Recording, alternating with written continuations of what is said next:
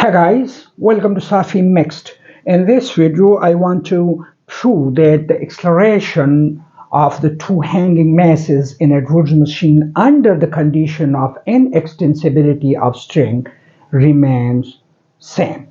So for that, I consider the set of Atwood machine like the one this. I hang a pulley from its center and let R be the radius of the pulley,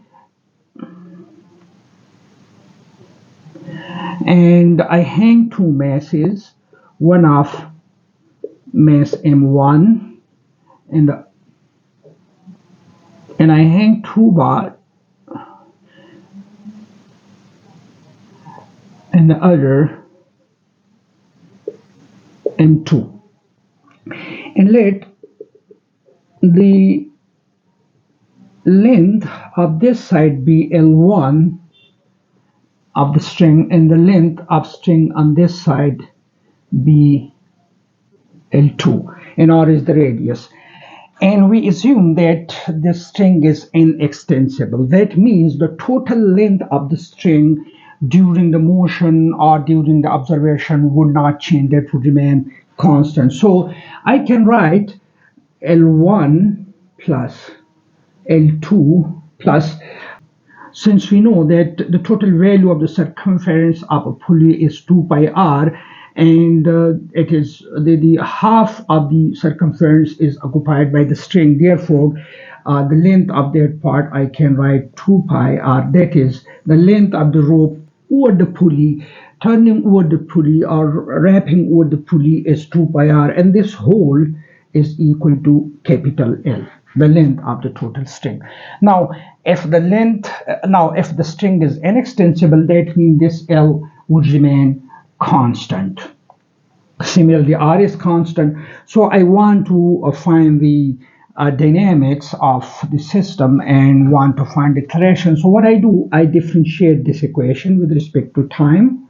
Once, if I do it, it gives me dL1 over dt plus dL2 over dt plus d over dt 2 pi r plus equals dl over dt.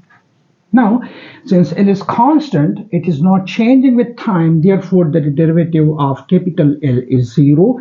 Similarly, the quantity or the entities inside these brackets are constants, and the derivative of those is also 0. So I said this thing is equal to 0.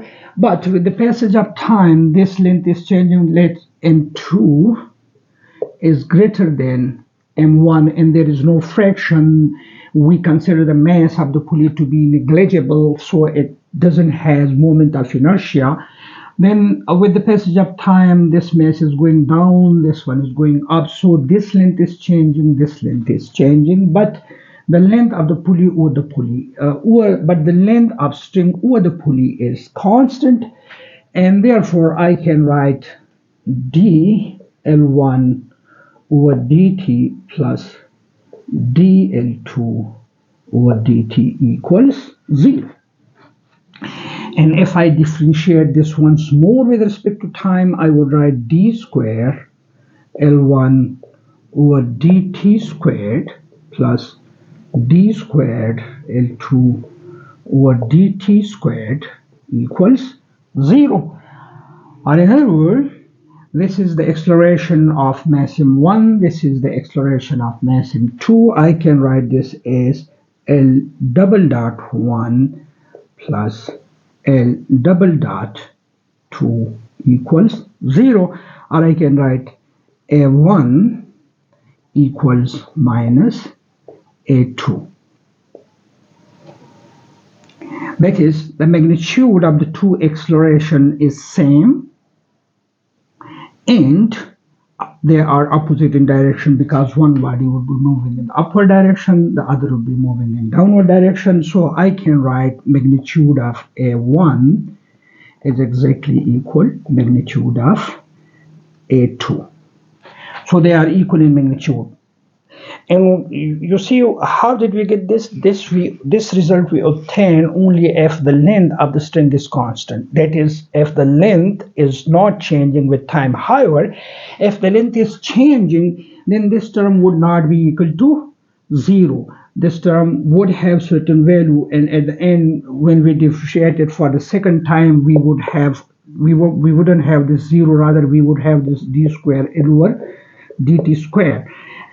And this term would be the acceleration of the system arising from the extension, from the stretching of the rope. So if the rope is stretchable, then we don't have this condition. However, if it is unstretchable, it is inextensible, when we have this condition. So under the condition of inextensibility of the rope, the accelerations of the two masses in Atwood machines are same. So so the acceleration is constant for both masses and has the same value. Thanks for watching.